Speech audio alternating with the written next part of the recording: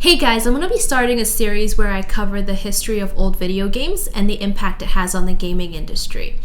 My first retrospective will be dedicated to Conker, the squirrel. So before we look at Conker, we're going to have to look at the creative minds behind the series, whom you probably know as Rare. So how did it all start?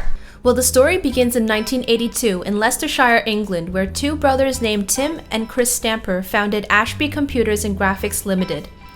Through their dedication and hard work, they later developed an addictive game called Jetpack, which was released under their company's trade name, Ultimate Play the Game, better known as just Ultimate. Ultimate became the top game developer in the UK, with a string of hit titles. Despite the incredible success of the Stamper brothers, they rarely took interviews and attended no conferences. The reason was simply because they didn't have the time. They worked an average of 18 hours a day, 7 days a week. Damn, that's a lot. Their way of thinking was, part-time employee results in part-time game. Through this philosophy, we can see that hard work really paid off for the Stamper brothers with the success of Ultimate. In 1985, the Stamper brothers took a look at the Nintendo Famicom and realized its potential. As a result, they sold the Ultimate brand to the game publishers US Gold. They then formed a subdivision in Ashby Computers and Graphics in order to study the Famicom in-depthly by breaking down the code inside the games. The codename of this subdivision was called Rare. The company was later renamed Rareware in 1994, right before their massive selling title Donkey Kong Country for the SNES was released. Phew, that was a lot of history, but now that we've covered how Rare came to be, let's skip forward to the E3 Expo in 1997 where Conker made his first debut. The game Rare featured was called Conker's Quest. It was shown as a 3D platformer aimed towards the younger audience. Later that year, Conker was featured as a playable racer in Diddy Kong Racing for the N64, which was intended to help promote future Conker games. In 1998, Conker's Quest was renamed 12 Tales, Conker 64. However, this isn't going to be the first Conker game released to the public. Uh-oh. In 1999, Conker's Pocket Tales was released for the Game Boy Color. Let's take a closer look at Conker's Pocket Tales. As opposed to the alcoholic, M-rated version that most of you know about, Conker actually had its humble beginnings. It started off as a cheerful and lighthearted game. The game starts off with Conker's girlfriend Barry holding a birthday party for Conker, but to everyone's surprise, an evil acorn pops out of the cake and kidnaps Barry along with all of the presents. Conker must then embark on a journey to save his girlfriend along with all of his presents.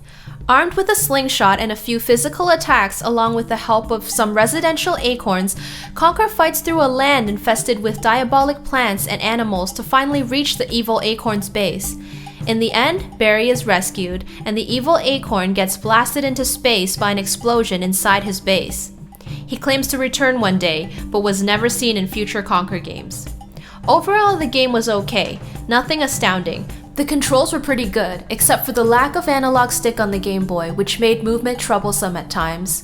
The graphics were good for a Game Boy game, and everything was very colorful. As for the gameplay, Conker's Pocket Tales was a huge collecting quest from beginning to end. A more immersive world would have been better for all the collecting you had to do. But obviously, the Game Boy Color wasn't powerful enough to do that. However, Conker's Pocket Tales was more of a promotional title for the 12 Tales. Now let's skip ahead to the year 2000, after Rare had released GoldenEye 007, Banjo-Kazooie, and Perfect Dark.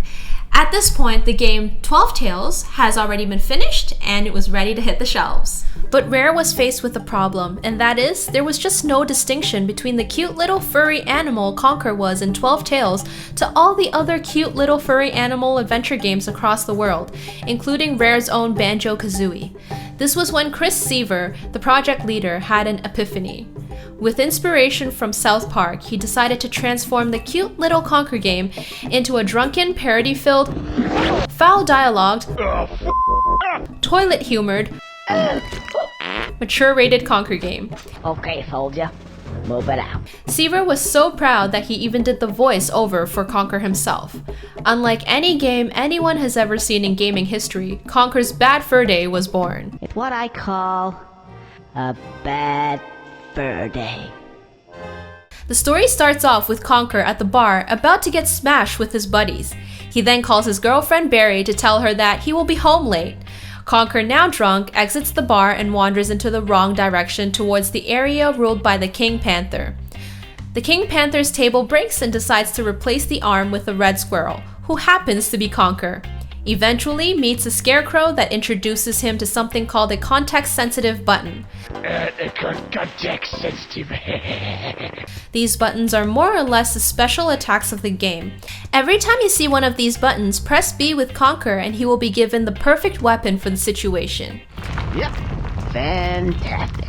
It was a fresh concept and made you want to know what Conker will pull out every time you land on one of these context-sensitive pads. Later, when Conker reaches the overworld, Barry gets kidnapped and Conker tries to reunite with her. Throughout the game, Conker helps the inhabitants of the King Panther's land in return for cash as he finds his way back home. Cool. I'll be able to get rid of my mortgage and buy my car. Excellent. This game has one of the funniest casts of characters I have ever seen. I mean, seriously, who can dislike an opera-singing pile of shit? I am the great mighty Pooh, and I'm going to throw my shit at you. Well, okay, maybe some people can. On top of the single-player mode, Conquerors Bad Fur Day has very addictive local multiplayer that has a number of different modes: Raptor, War, Race, Tank, Deathmatch, Heist, and Beach. The graphics in Conquerors Bad Fur Day were amazing compared to the other N64 titles of its time. There was good shadowing, long draw distances, no distance fog, and detailed models, along with excellent graphics and game's dialogue and characters made the game very funny and unique. One of the things the game did differently was how Conker kept breaking the fourth wall. Well, first off, what the heck is the fourth wall? The fourth wall is the imaginary wall that separates the screen of your monitor from the character. In essence, when a character breaks the fourth wall, they usually look at the player and talks to them directly. Then just press the L button. But you will have to have watched them at least once. Conquerors Bad Fur Day uses this method and further adds to the humor. That's incredible. I mean, what if you were to give this game to, say, 20 intelligent people? I mean, what would that do? Let's face it, what would it do? Really? That's interesting.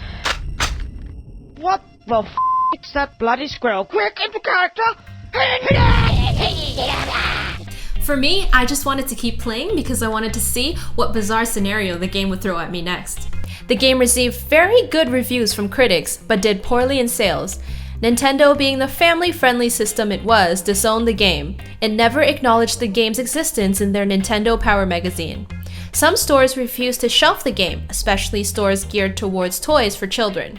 Shortly after, a sequel was in the works, which Rare referred to as Conker's Other Bad Day. Quoting directly from Chris Seaver, the story was going to go something like this: Conker's somewhat unsuccessful tenure as king. He spends all the treasury money on beer, parties, and hookers.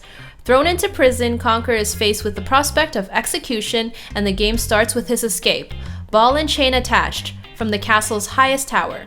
Sounds awesome, doesn't it? Yeah, it does, but that game never saw the light of day because in 2012, Rare was purchased by Microsoft. Instead, Rare developed Conker's Bad Fur Day Live and Reloaded for the Xbox. It was released in 2005 and was basically a remake of the N64 version. Would somebody mind telling me what's going on here? The game was going to be a direct remake of the original with improved graphics called Conker Live and Uncut. But unfortunately, they decided to heavily censor the game during the development. And as a result, this made many of the comedic parts of the game less funny or just absent altogether. However, the game made great improvements in terms of gameplay and cosmetics. For example, the appearance of fur on all furry characters are much more detailed. Also, some weapons and enemies are changed, and multiplayer was playable online. Unfortunately, after this last release, there hasn't been any news on development on any future Conker games. It also doesn't help that the Stamper brothers left the company in January of 2007 after a 25-year legacy, only leaving a statement stating that they wanted to pursue other interests. Since Conquerors Bad Fur Day didn't get much publicity after its release, the game's fan base grew more rapidly as the years went by when more and more people got a chance to play the game.